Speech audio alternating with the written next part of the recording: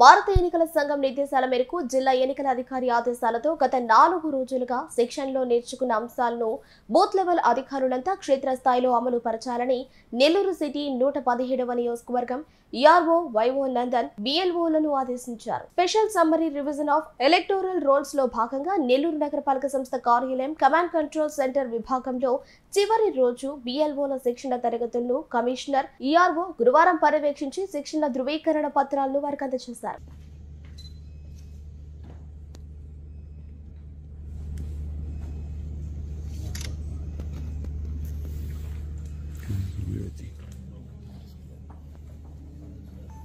నెల్లూరు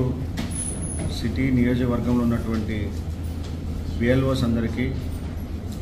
గత 4 రోజులుగా BLO training programme స్థానిక command control centre meeting hall నందు ఏర్పాటు చేస్తున్నారు.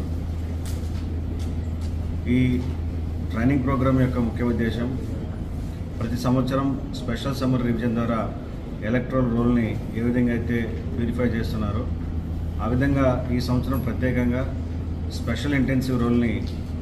తయారు చేయడానికి కావాల్సినటువంటి ట్రైనింగ్ సిటీ నియోజక పరిధిలో ఉన్నటువంటి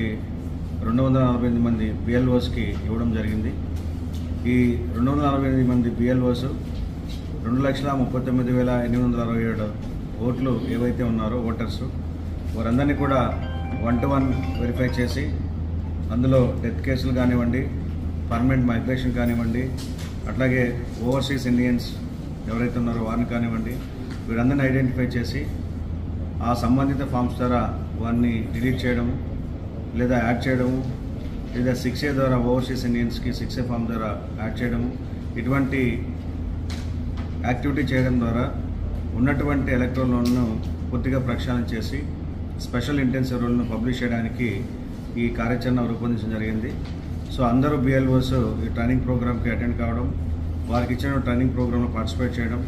అదేవిధంగా వారికి ప్రతిరోజు కండక్ట్ చేసిన ఎగ్జామ్లో కూడా అందరూ పార్టిసిపేట్ చేసి